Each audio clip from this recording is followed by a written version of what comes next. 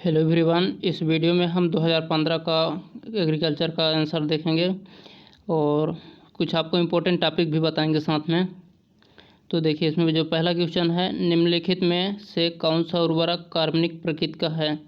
Which of the following fertilizers is organic in nature? तो इसमें देखिए अब ऑर्गेनिक फर्टिलाइज़र पूछा है और फर्टिलाइज़र पूछा है। तो फर्टिलाइज़र जनरली इनऑर्गेनिक होते हैं, लेकिन यूरिया एक ऐसा है जो कि ऑर्गेनिक इन नेचर है क्योंकि इसमें कार्बन होता है। ठीक, फिर अगला क्वेश्चन है, deficiency symptom of sulphur first appears on? तो सल्फर की कमी का लक्षण सबसे पहले दिखाई देता है, तो ये यंगल लिप्स में दिखाई देता है। तो आपको हम ये बता चुके हैं। एक नंबर इसका राइट आंसर हो जाएगा कि जो ये एलिमेंट्स वाला क्वेश्चन ज़रूर पूछा जाता है, 3-4 क्वेश्चन आता है हर साल, तो इसको आप लोग अच्छे से पढ़ लीजिए। अगर पढ़ चुके हैं तो अच्छे से रिवाइज कर लीजिए। फिर select the crop having deep root system? तो ऐसा क्रॉप आपको चूज करना है जिसमें डीप रूट सिस्टम हो, गहरी जड़ वाला हो। तो ये इसका राइट आंसर हो जाएगा शुगर केन, सैफफ्लावर और केस्टर। फिर है, लवड़ी अम्लीय मृदा का पीएच होता है, pH value of the saline alkaline soil will be?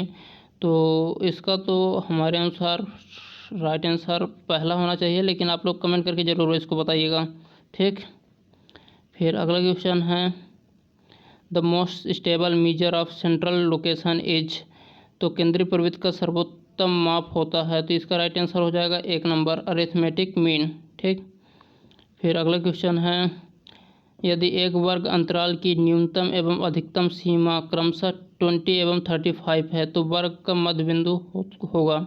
इसको आपको क्या करना है कि दोनों को जोड़ के 2 का भाग दे देना है, तो इसका राइट आंसर आ जाएगा 27.5। फिर which of the following is family of guava? मतलब अमरूद की फैमिली क्या है? तो फैमिली से एक क्वेश्चन पूछा जाता है कभी कभी, इसका राइट आंसर हो जाएगा मिर्टेसी। ठीक, फिर अगला क्वेश्चन है, which of the following vegetables is rich source of vitamin C? ये एक रिपीटेड क्वेश्चन है और इसका राइट आंसर हो जाएगा चिली। ठीक, फिर है, टेलीविज़न का प्रसारण किस वर्ष शुरू हुआ? Television broadcast started in India in the year? इसका राइट आंसर हो जाएगा 1957। तो अगर किसी क्वेश्चन में आपको डाउट होता है तो कमेंट करके ज़रूर बता सकते हैं, लास्ट में आपको हम सारे का क्लियर करेंगे। फिर अगला क्वेश्चन है, community development programme started in the year? तो इसका राइट आंसर हो जाएगा 1952। तो एक ये CDP, एक Etawah pilot project, 2 question repeat होता रहता है एक्सटेंशन एजुकेशन से, तो दोनों आप याद रखिएगा। इटावा पायलट प्रोजेक्ट 1948 में शुरू हुआ था और CDP 1952 में शुरू हुआ था। ठीक, फिर ये first agriculture university in India is? तो पहला एग्रीकल्चर यूनिवर्सिटी इंडिया में ये है GVPU AT पंतनगर। ठीक, अब इसमें आपको एक चीज़ ये ध्यान देना है, एक फर्स्ट सेंट्रल एग्रीकल्चर यूनिवर्सिटी पूछा जाता है जो कि इम्फाल में है। सेंट्रल पूछेगा तो इम्फाल में है और केवल एग्रीकल्चर पूछेगा तो ये GVPU AT पंतनगर है। फिर अगला क्वेश्चन है, wheat is a crop grown during? मतलब कि गेहूँ किस मौसम की फसल है? तो ये रबी मौसम की फसल है, ये सबको पता होगा। फिर self pollination is a form of? तो सेल्फ स्वपरागण प्रक्रिया किसका रूप है? तो ये इनब्रीडिंग का रूप है। ठीक, इनब्रीडिंग। फिर अगला क्वेश्चन है, basic chromosome number X of wheat is? तो इसका हो जाएगा 7। ठीक, और यस 7 हो जाएगा। और father of Indian green revolution is? भारतीय हरित क्रांति के पिता हैं, तो ये डॉक्टर MS स्वामीनाथन हैं। और वर्ल्ड लेवल पर आपको पता होगा डॉक्टर नॉर्मन बोरलॉग हैं। और ये ग्रीन रिवोल्यूशन से क्वेश्चन पूछा जाता है, तो इसको आप लोग अच्छे से देख लीजिएगा। फिर अगला क्वेश्चन यहाँ पर थोड़ा वो मिस हुआ है। फिर अगला क्वेश्चन है, फादर ऑफ इकोनॉमिक्स इज? अर्थशास्त्र के पिता हैं, तो ये एडम स्मिथ हैं। ठीक, फिर अगला क्वेश्चन है कि निम्न में से किसे गेहूं के साथ मिश्रित फसल के रूप में उगाया जा सकता है? Which one of the following can be suitably grown as a mixed crop with wheat? तो तो इसका राइट आंसर हो जाएगा मस्टर्ड। अब देखिए क्वेश्चन क्या पूछा जा सकता है कि रेशियो क्या रहेगा, रेशियो 9:1 रहेगा। ठीक, तो 9 लाइन जो होगा वो गेहूं का होगा और 1 लाइन जो होगा वो मस्टर्ड का होगा। जैसे कि ये एक आपका खेत हो गया, इसमें 9 लाइन पहले गेहूं बोएंगे तो 1 लाइन मस्टर्ड, फिर 9 लाइन गेहूं तो 1 लाइन मस्टर्ड, तो इसको बोला जाता है 9:1। ठीक, और यहाँ पर एक्चुअली में मिक्स्ड क्रॉप नहीं, मतलब कि इंटर क्रॉप की यूज करना चाहिए। इस तरह का अगर कंडीशन आता है तो, जो कि 2018 में पूछा गया था, तो हम लोग इंटर क्रॉप में क्या करते हैं कि एक निश्चित पैटर्न फॉलो करते हैं, लेकिन मिक्स्ड क्रॉप में एक निश्चित पैटर्न फॉलो नहीं करते हैं। इस चीज़ को आप लोग नोट करके रखिएगा क्योंकि ये क्वेश्चन पूछा जा चुका है। फिर है अगला क्वेश्चन, निम्नलिखित में से कौन सा नकदी फसल नहीं है, कैश क्रॉप नहीं है, तो ये इसका हो जाएगा राइट आंसर गेहूं। देखिए अब कैश क्रॉप क्या होता है, जिसको हम लोग डायरेक्टली बेचकर पैसा पा जाते हैं। ठीक, इसी तरह एक और वर्ड आता है कैच क्रॉप, CATCH। तो कैच क्रॉप हम कब उगाते हैं, जब मेन फसल हम लोगों का फेल हो जाता है, तो जो शॉर्ट टाइम बचता है 1-2 महीना का, उसमें जो हम लोग ग्रो करते हैं वो कैच क्रॉप होता है। तो दोनों में डिफरेंस है, आप लोग ध्यान दीजिएगा। ठीक, फिर है which state of India is the largest rubber producer, Bharat का कौन सा राज्य सर्वाधिक रबर उत्पादक राज्य है, तो इसका राइट आंसर हो जाएगा केरल, 173। 173 का हो जाएगा केरल। ठीक, फिर हो जाएगा what is the chemical name of laughing gas, तो लाफिंग गैस का केमिकल नेम क्या होगा, तो इसका हो जाएगा नाइट्रस ऑक्साइड, N2O। ठीक, इसको नाइट्रोजन डाइऑक्साइड भी बोला जाता है। फिर एक ये अगला क्वेश्चन है, lab to land programme was started by, प्रयोगशाला से ज़मीन तक कार्यक्रम किसके द्वारा प्रारंभ किया गया, तो ये ICR के द्वारा प्रारंभ किया गया था 1979 में। ठीक, 50 वर्ष बाद, मतलब कि ICR की स्थापना के 50 वर्ष बाद। ठीक, फिर अगला है कि study of green aquatic thallophytes is known as, तो इसका राइट आंसर हो जाएगा फाइकोलॉजी। ठीक, ये भी शायद रिपीट क्वेश्चन है।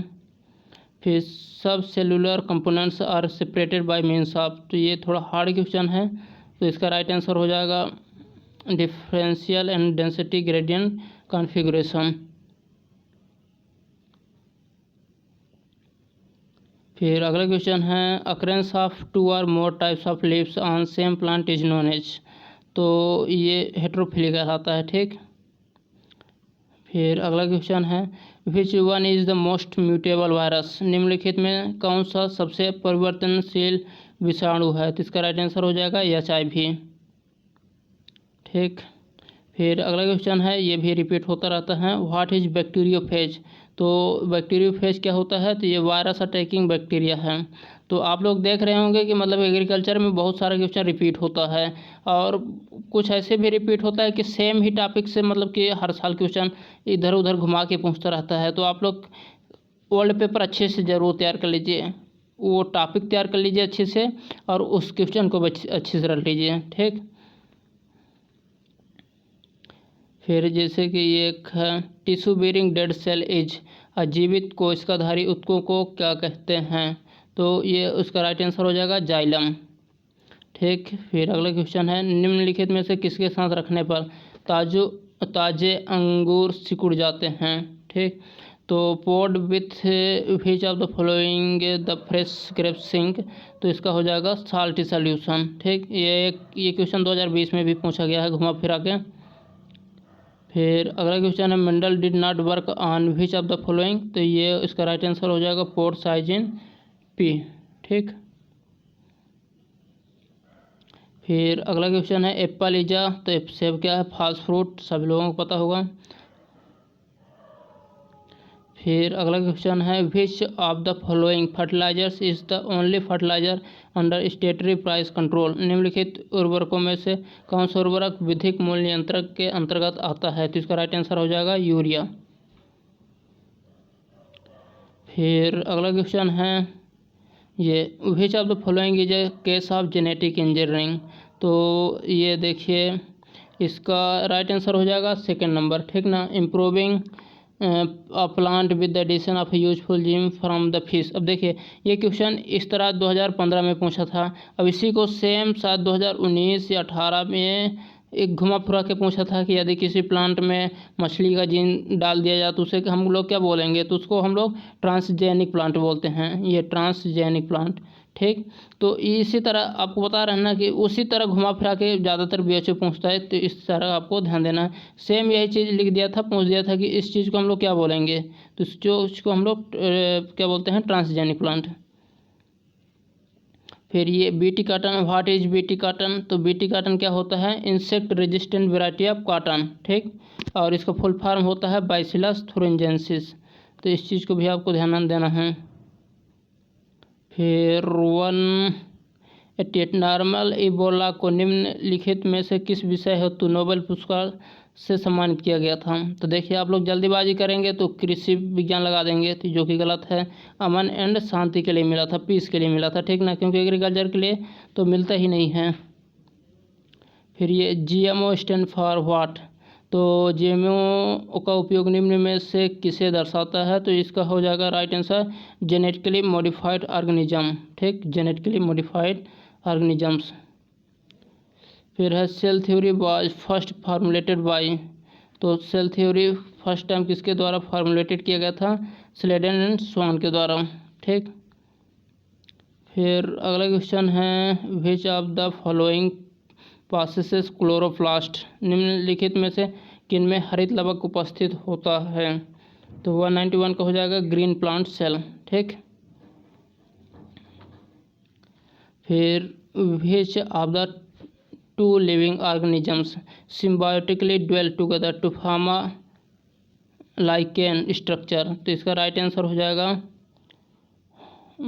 Algae and fungi. ठीक, एल्गी एंड फंगाई। फिर है अगला क्वेश्चन है trypsin is basically what, trypsin क्या होता है, तो ट्रिप्सिन क्या होता है, प्रोटीन होता है।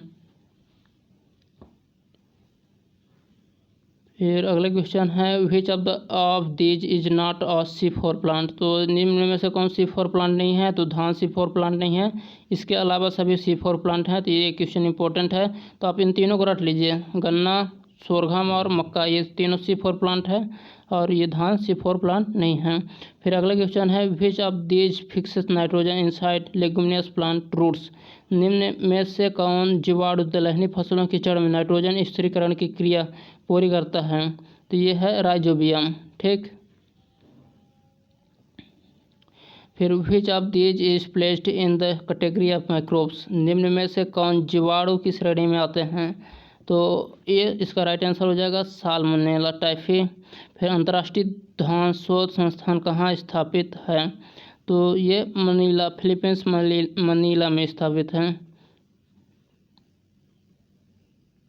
ठीक, फिर 98 है which of the following is vertebrate animal, तो ये थोड़ा बायो का आ गया है, तो इसका राइट आंसर हो जाएगा स्नेक। ठीक, फिर अगला क्वेश्चन है life span of blood platelets is about, तो इसका होता है 10 से 12 दिन। फिर लास्ट क्वेश्चन है आनुवांशिक अभियांत्रिकी शोध हेतु निम्न में से कौन सा जीव अधिकतम उपयोगी साधन सिद्ध होता है, which of the following organisms prove to be most useful in genetic engineering studies, तो इसका राइट आंसर हो जाएगा एस्केरिया कोलाई। ठीक, तो ये थे सारे क्वेश्चन 2015 के, और आपको जिस जिस क्वेश्चन में डाउट हो आप कमेंट करके ज़रूर बताइए जाइएगा, और अगले वीडियो में हम 2016 का क्वेश्चन सॉल्व करेंगे, और आप जो इम्पोर्टेंट टॉपिक बताए हैं उतना आप लोग अच्छे से अभी पढ़ लीजिए, वहाँ से क्वेश्चन मोस्टली रिपीट होते रहते हैं। And thank you for watching this video, हम लोग अगले वीडियो में फिर मिलेंगे।